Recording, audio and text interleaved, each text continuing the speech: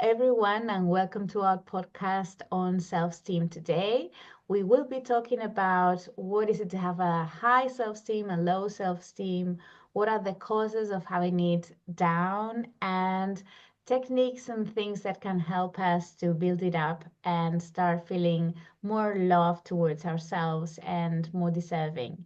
So, we're going to start today with Palak sharing a few of her ideas that I think are amazing. Hi, guys. Thank you, Maria. So, self-esteem to me is it's confidence in your self-worth or your abilities. And it can be low, it can be high. What I found is in different phases of our lives, we come across such experiences which where we experience low self-esteem. Yeah, there's so many times in life we've come across that. Low self-esteem comes sometimes through external factors like people, their judgment, their opinion. It brings, it develops low esteem within us, and sometimes it's us ourselves. Because of the external factors, we are judging ourselves maybe by comparison. We're comparing ourselves to others, and then we tend to bring ourselves down again. But the good thing about this is that we can bring it up again. It is workable. It is so workable. The sad part is we just let ourselves stay in low self-esteem for a long time, and that tends to a lot of harm, mentally as well sometimes, and of course physically. So, for example, I can only speak through my experience that when I have experienced, like all of us have experienced certain phases of my life where I develop really low self-esteem because of external circumstances, where people are just, constantly judging you and criticizing you no matter what you do.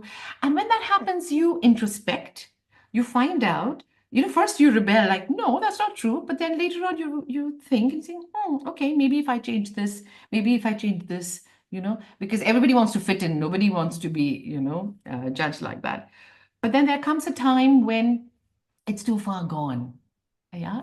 And then you need to work on yourself. And what helped me was a change of space.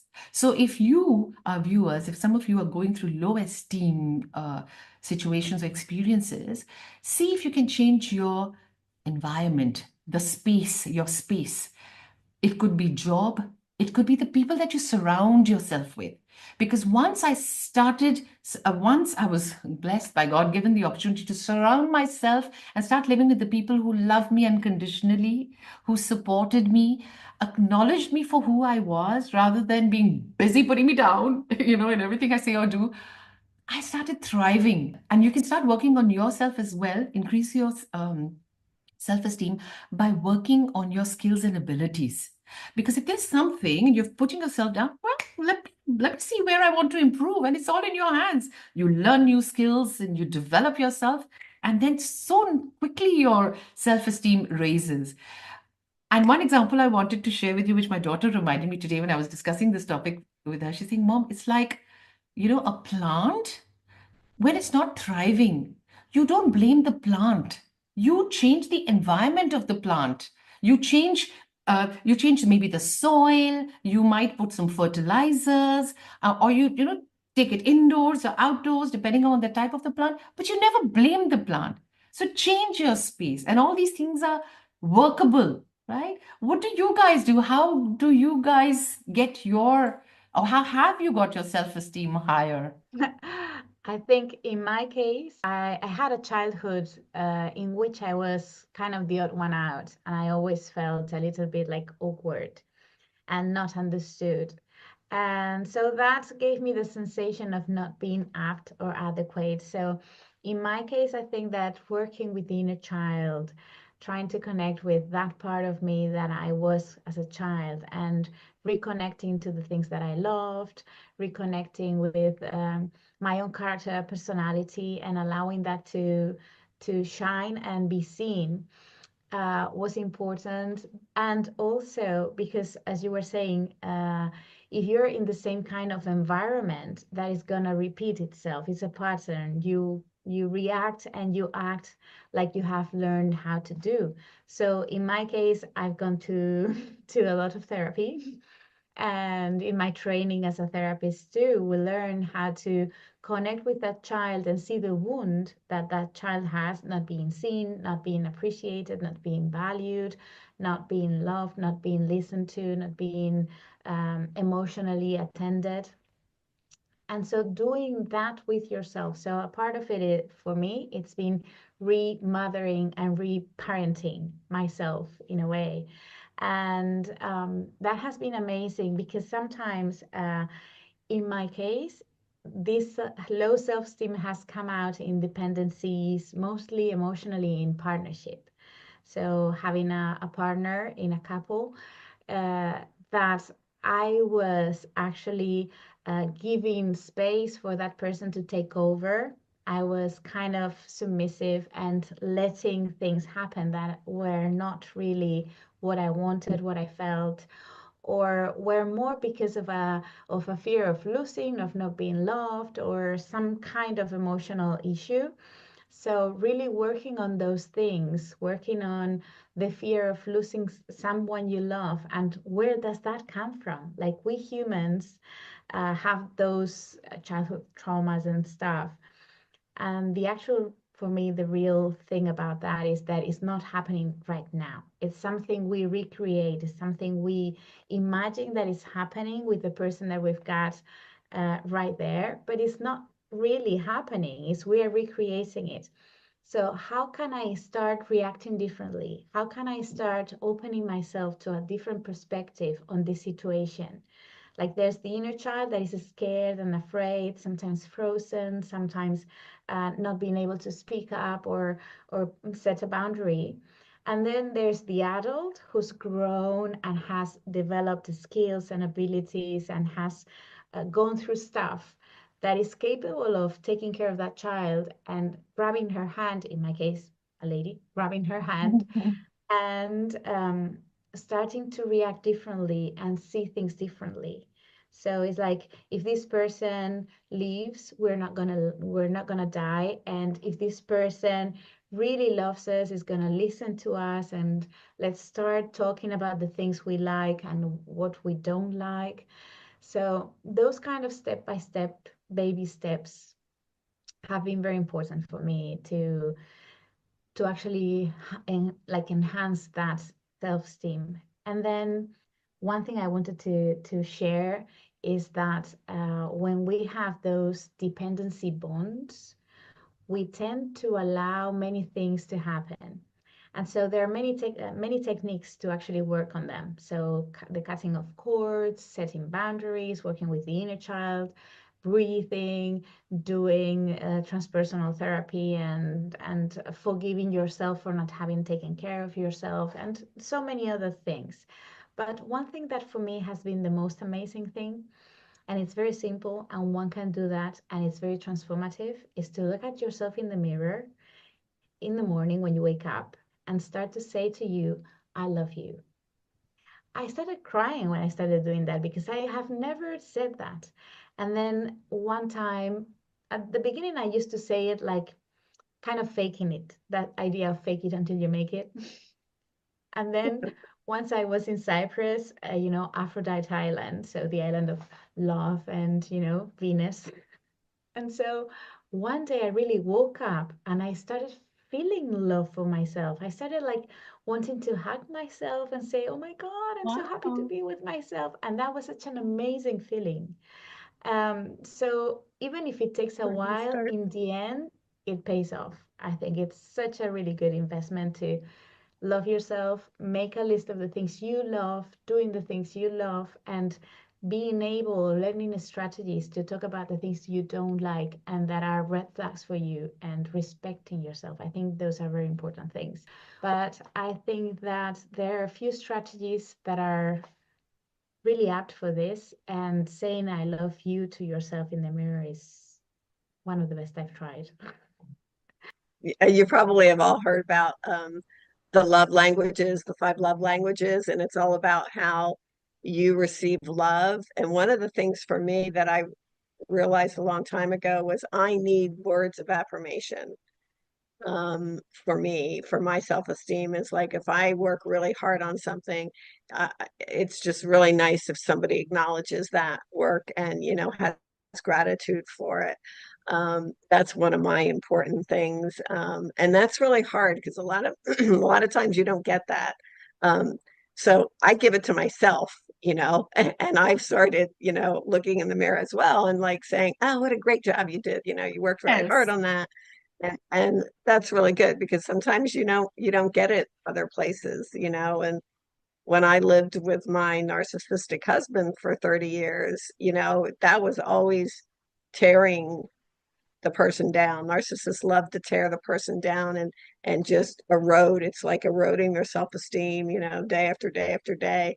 And that's really hard to um, come out of that and build that. And what I did was I just got outside the home and I threw myself into huge volunteer projects. And one of my big things was I produced figure skating shows because my daughter was a big figure skater. And I got to use all my talents and creativity and organization and all those things. And everybody appreciated it. So I like had all this, I got my self-esteem back through that. And it was funny though, because my ex would sometimes tear me down about that. And like he didn't like me doing it, because I focused on it a lot and I didn't affect my family at all. I mean, even my son helped in all the figure skating shows, everybody volunteered. Um, so you have to just really go out and find things and do things that build your self-esteem up and be with people who acknowledge your strengths and love you, for who you are. Um, that's so important. And if you're with other people that are putting you down, you need to just distance yourself Oh, from absolutely. them. Yeah. Do a diet. Yeah. Yeah, do a diet, a Away. cleansing diet. Reduce the consumption of Yeah. people that don't acknowledge you. I think there's a very important thing that you have just said, Carol, which I really think it's a key point, which is to know yourself. Know what you like, what you don't like, and what you need to feel like appreciated or loved.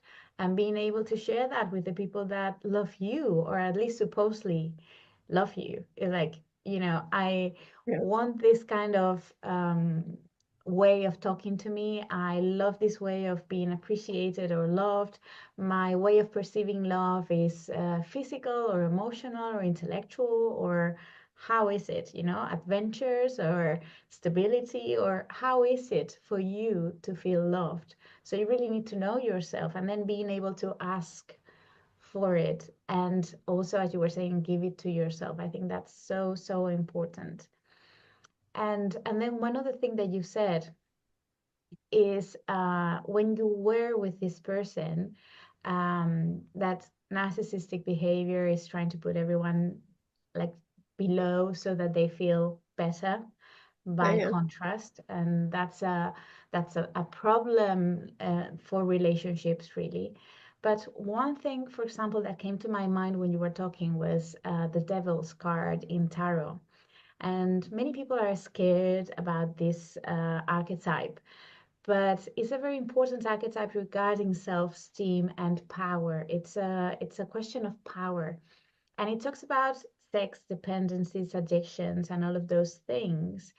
But usually in the traditional tarot, it's interpreted as an external force that comes and takes over and kind of seduces you or imprisons you without your will.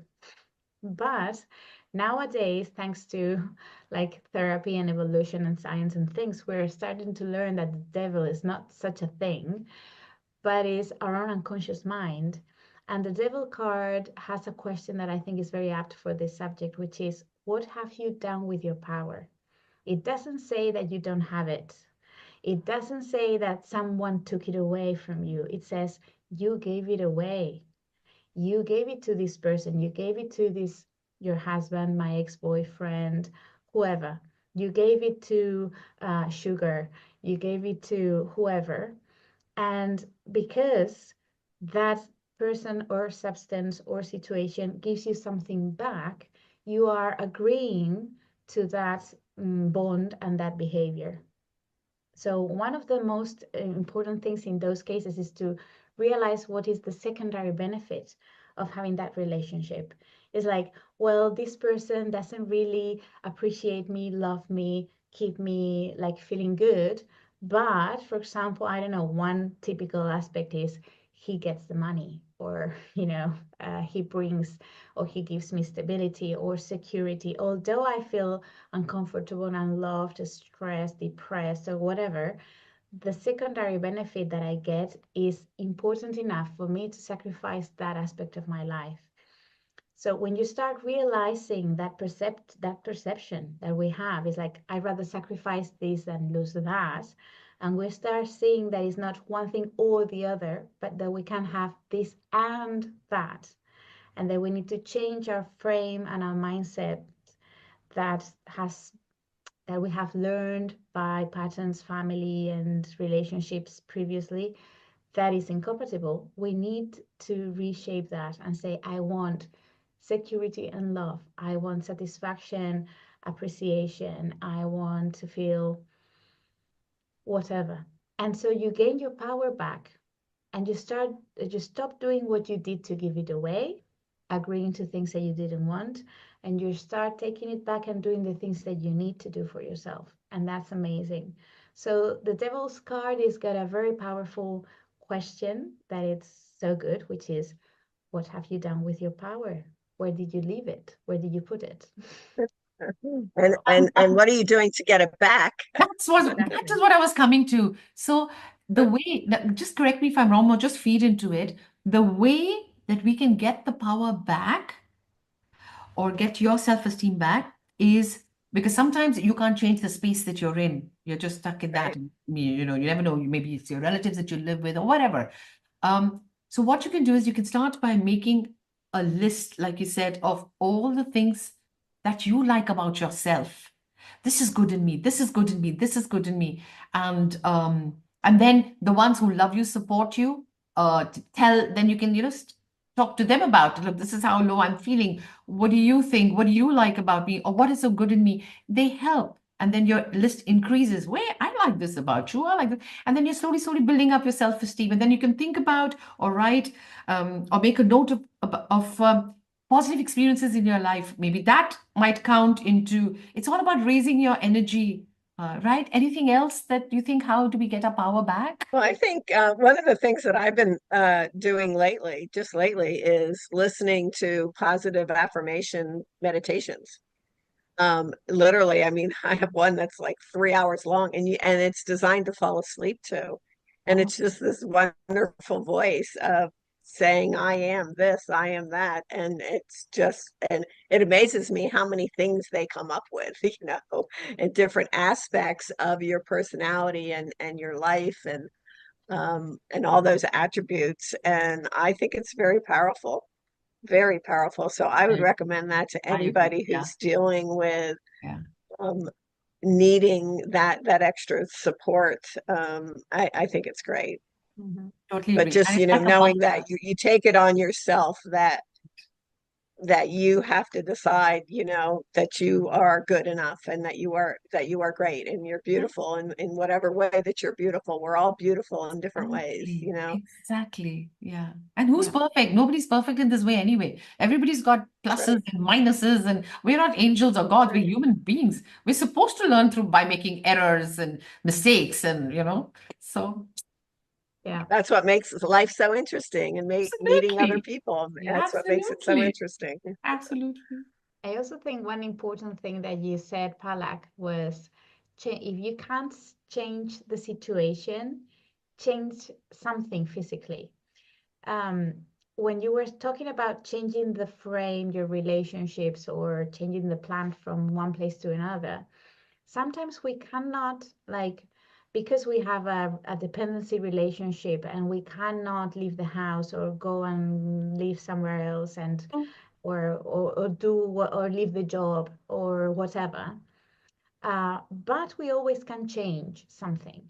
And that is very important. So whenever you want to change something, you may not be able to change the whole situation, but you can always change something.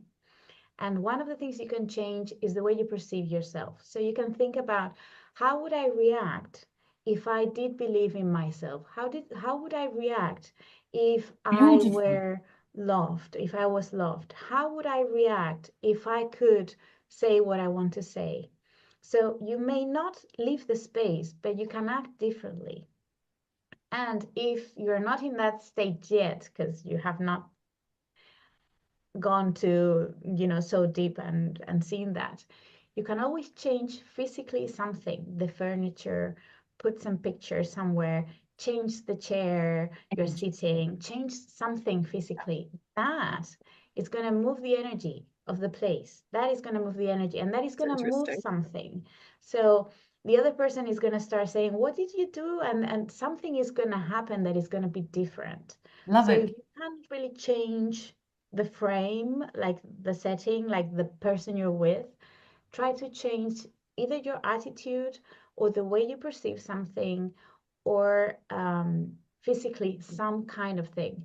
And obviously, in my opinion, it's so helpful to have a good therapist, a good person that works with you throughout all that, because Yes. sometimes we're not used to feeling safe and secure on saying what I want and doing something different. We may feel, people with low self-esteem, we tend to say, maybe I've done it wrong, maybe it's my fault, maybe I should do Yes. it differently. So we might True. need another perspective, someone else to Absolutely. tell us Absolutely. an outside point of view, more objective.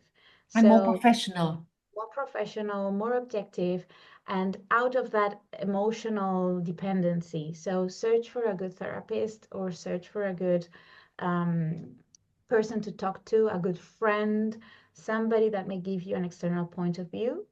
I think that's very important too. And Mostly when we're in situations like very deep down, dependency in a very bad situation, or being even, these women that are mistreated and things like that, you really need to give yourself some help and be brave enough to search for it. Even if you yes, don't tell anybody, but at least try and find help. seek There are help. always ways to. Yes. And Right, ask for right. help to your higher self, ask for help to life. If you want to change something, life conspires with you to make you happier. So I think that's very important too. Beautifully said. Okay. Seriously. So thank you for being today with us. We have been talking about low self-esteem and high self-esteem. What is it about? What are the consequences? And how to deal with it with specific techniques and things that we hope you can apply to your daily life. So comment and talk to us about them if you want. We would be delighted to read you. And if you liked our podcast, like, share, and subscribe.